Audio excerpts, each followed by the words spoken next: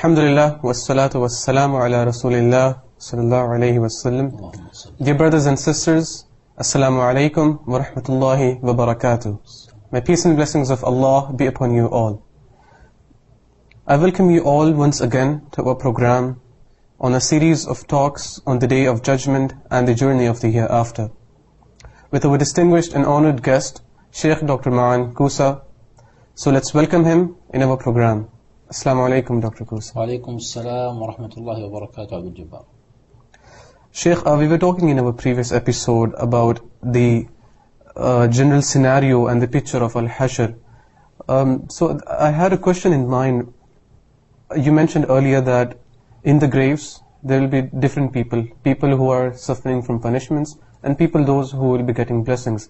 So on the day of Hashr, on the day of gathering, will the people be equal in the same situation? What will be the condition of people over there? Alhamdulillah Rabbil Alameen, wassalatu wassalamu ala khayril anbiya'i wal mursaleen, nabiyyina Muhammadin wa ala alihi wa sahbihi ajma'in. All praises be to Allah subhanahu wa ta'ala. May peace and blessings be upon our Prophet Muhammad sallallahu alayhi wa sallam. I think, Abdul Jabbar, by now it's clear that starting from the moments of death, there will be two tracks. So people are not treated equally. And the impact and the effect of the person's own deeds will show up during the moments of death, how the soul is taken out, how he is treated in the grave, how he is gathered, and so on. So they will not be equal. The criminals and the believers will not be equal. They will be treated differently from the moments of death, and that applies to the gathering, the day of gathering. They will not be gathered under the same circumstances and situations. So Sheikh, let's first talk about the condition of the evildoers. How will their condition be while waiting? Our Prophet ﷺ, out of his mercy and concern about teaching us all things that we need, did mention to us a lot of incidents and events of the day of gathering, so that we'll be aware and take the lessons from them. As for the wrongdoers, he told us, for example, about those who don't pay the zakah, which is the obligatory 2.5% of one's own earnings or one's own savings. The Prophet ﷺ said, those who used to hold their gold and silver and don't pay its zakah, on the day of gathering, on the day of judgment, their saved and stored silver and gold will be made into plates, will be heated in hellfire, and they will be ironed in their foreheads and their sides by those plates. And whenever those plates cool down, they will be heated up again in hellfire, and he will be ironed with them again. And this continues. The Prophet ﷺ said, this continues for 50,000 years, referring to the day of gathering, until it is then decided at the time of judgment whether he will be destined to fire or to paradise. That was one example. He also mentioned about the person who does not pay the zakah in his livestock, because if somebody has camels or sheep or cows, again he has to pay zakah in this. The Prophet mentioned the example of a person who doesn't pay the zakah of the camels, for example. He said that on the day of judgment, if he was not paying the zakah for them, then those camels will step on him, and by the time the last of the camels step on him, the first one will go in round and start stepping on him again. So they will keep circulating and stepping on him. Again, the Prophet said, for a day or for 50,000 years, until it is decided then at the time of judgment whether he will be destined to fire or to paradise. And there are other examples. Shall we add some more about the evildoers? I would like to know about the good doers as well, the true believers. Okay, let me mention one or two as well here, and then we can probably move to the... Yes, sure.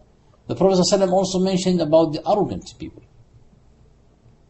He said that the arrogant people, on the day of judgment, al-mutakabbirun, they will be gathered in the form of ants. So they will look like men, but they're of the size of ants, stepped by people. So you know, this is their reward. Because of their arrogance in this life, they will be humiliated and stepped on the day of judgment. He also mentioned about the betrayers, those who don't keep their promises and betray people. He said every betrayer on the day of judgment, on the day of gathering, where all people are gathered, everyone would have a flag sticked or immersed in his back, and the height of the flag depends on how bad his betrayal was, and it will be written on the flag, this is the betrayer so and so, calling him by his name and the name of his father. So he will be exposed to all people in that gathering because of his bad act of betrayal. So these are some of the examples the Prophet ﷺ mentioned about how people suffer from their sins on the day of gathering. So now, Shaykh, what about the condition of the good doers and the true believers? The general rule is that the good doers and the believers on the day of judgment, on the day of gathering, will be saved from all the horror of that day. Allah subhanahu wa ta'ala said in one verse, لا يحزنهم الفزع الأكبر. They will not be horrified from the horror of that day. In one hadith, the Prophet ﷺ said that Allah subhanahu wa ta'ala swore that وعزتي وجلالي, Allah is swearing by His mighty, لا أجمع لعبدي أمنين ولا خوفين. That is, I will never combine two moments of fear or two moments of feeling safe for one slave. That is, the hadith continues explaining, if he fears me in this life, I will give him peace on the day of gathering and the day of judgment. He will feel safe. If he feels safe in this life, in the sense that he does not pay attention, he's careless about his sins, so he does not pay any attention, he does not fear me in this life, I will cause him a lot of fear on the day of gathering. So in general, the good doers would be saved from the horrors. They will feel at peace while being gathered. In particular, the Prophet ﷺ mentioned about some very good doers, that they will be, remember we mentioned that the sun will be so close to people and they will be immersed in their sweat. Yes. The Prophet ﷺ mentioned some categories of people on that day. They will not suffer from the heat of the sun. They will be, in fact, under the shade of Arshur Rahman, the throne of Allah subhanahu wa ta'ala. They will be protected under the shade. There are many categories of people that will be under the shade of Al-Arsh. The famous hadith is that of the 7 categories. سَبْعَةٌ يُظِلُّهُمُ اللَّهُ فِي ظِلِّهِ. 7 categories, Allah subhanahu wa ta'ala will put them under the shade of His throne, where on a day there is no other shade. يَوْمَ لَا ظِلَّ إِلَّا ظِلُّهُ. And He mentioned إِمَامٌ عَادِلٌ, a fair and just ruler. شَابٌ نَشَأَ فِي عِبَادَةِ اللَّهِ, a young man grown up worshipping Allah subhanahu wa ta'ala. رَجُلٌ قَلْبُهُ مُعَلَّقٌ بِالْمَسَاجِدِ, a man whose heart is attached to mosques, is regular to mosques, stays in mosque long hours, and so on. رَجُلَانِ تَحَابَّا فِي اللَّهِ اجْتَمَعَا عَلَيْهِ وَافْتَرَقَ عَلَيْهِ. 2 brothers love each other for the sake of Allah, so they meet for the sake of Allah and they separate for the sake of Allah.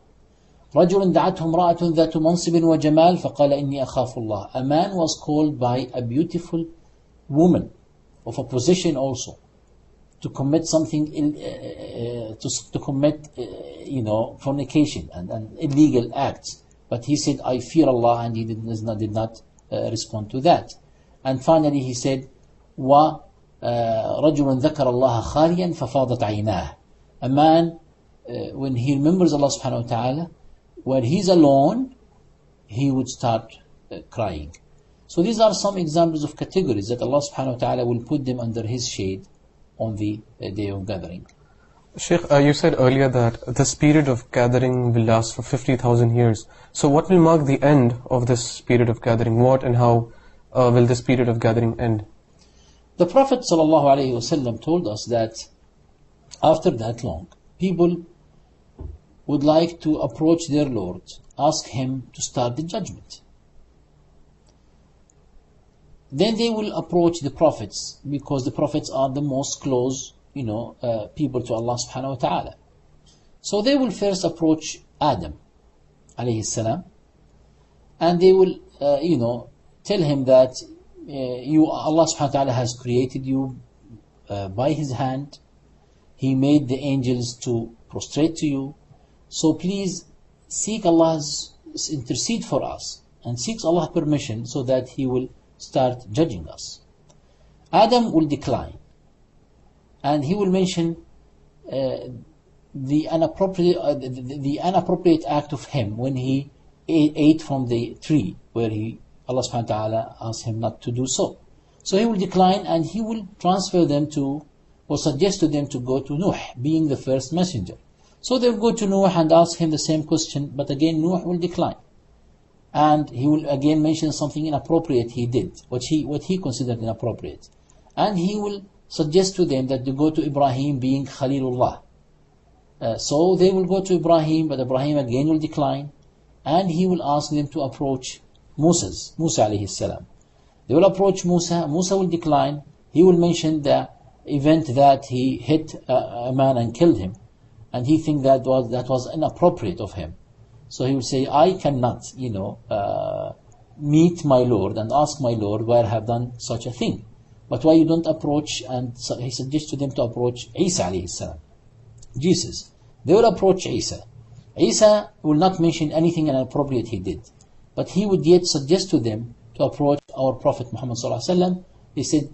He said, approach Muhammad. He is the most beloved person to Allah subhanahu wa ta'ala. So they will approach Prophet Muhammad sallallahu alaihi wasallam. The Prophet sallallahu alaihi wasallam would take it, accept it, and he will go approach his Lord, prostrate for him, praise him, and seek for the intercession. This is what's called ash-shafa'atul umma, the great shafa'a, the great intercession, because this shafa'a is for everyone, not only for his nation. This is for all the people in the gathering, so that Allah subhanahu wa ta'ala will start the judgment and the account. So Shaykh, if what you call was, what you talked about is the great shafa'a, are there other types of shafa'a as well? Yes, indeed. There are other types of shafa'a. The angels, Allah subhanahu wa ta'ala will give them permission to intercede for some believers. The believers will have shafa'a for each other. The parents will have shafa'a. Some parents will have shafa'a to their children. Some children will have shafa'a to their parents. The shaheed, the martyr, will have a shafa'a, will given a permission to make to shafa'a for 70 of his relatives. So there are other forms of shafa'a at a smaller scale, given to prophets and angels and believers and so on. Probably we will mention some of them as we go in the journey. But as you know, we should mention that any shafa'a has two conditions. One is Allah subhanahu wa ta'ala must give the permission for the person to intercede, and He will also should give the permission about the person to be to be intercedes for. Jazakallah khairan, Shaykh. That's all I had in mind to ask you today. وإياك إن شاء الله عبد الجبار. I hope things have been clarified. Alhamdulillah, yes. And inshallah we'll continue in the further episodes as well. Inshallah. So dear brothers and sisters, here was Sheikh Dr. Maan Kousa with us, explaining us about the Yawm al-Hashar and the Shafa'a, the intercession, etc. We'll be continuing on our journey of the hereafter and talking about the moment when we'll have to give account for all our actions and deeds in our next episode. So please don't forget to join us then. وآخر دعوانا أن الحمد لله رب العالمين والسلام عليكم ورحمة الله وبركاته.